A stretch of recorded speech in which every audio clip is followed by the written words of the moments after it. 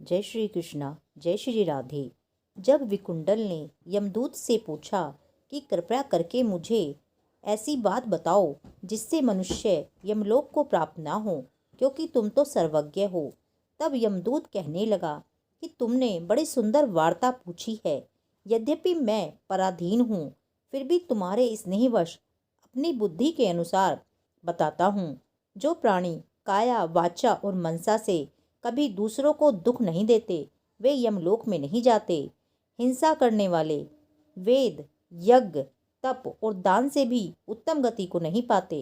अहिंसा सबसे बड़ा धर्म, तप और दान ऋषियों ने बताया है। जो मनुष्य जल या पृथ्वी पर रहने वाले जीवों को अपने भोजन के लिए मारते हैं, वे कालसूत्र नामक नरक में पड़ते हैं और वहां पर अपना ही मांस खाते हैं और रक्त पीप का पान करते हैं तथा पीप की कीचड़ में उनको कीड़े काटते हैं। हिंसक जन्मांध, काने, कुबड़े, लूले, लंगड़े, दरिद्र और अंगहीन होते हैं।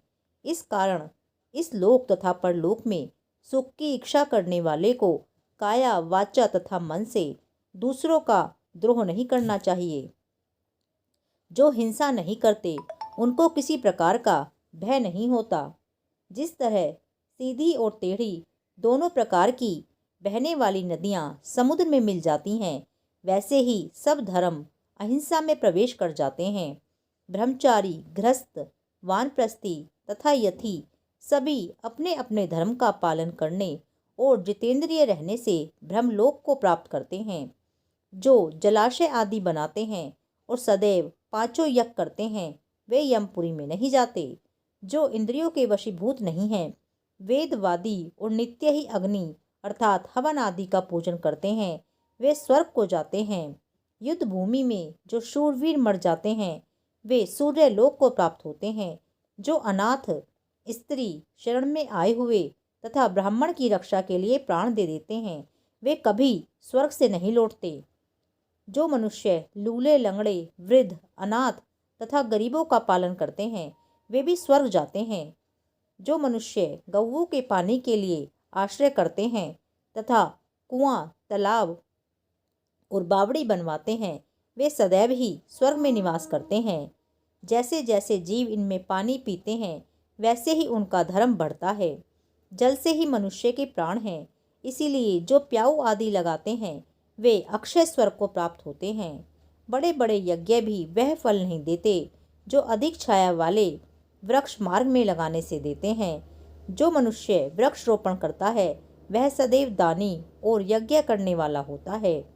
जो अच्छे फल और अच्छी छाया वाले मार्ग के वृक्षों को काटता है, वह नरकगामी होता है।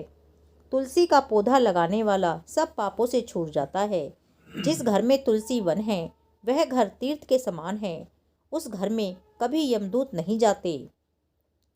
तुलसी की सुगंध से पितरों का चित्त आनंदित हो जाता है और वे विमान में बैठकर विष्णु लोक को जाते हैं। नर्मदा नदी का दर्शन, गंगा का स्नान और तुलसी दल का स्पर्श, यह सब बराबर बराबर फल देने वाले हैं।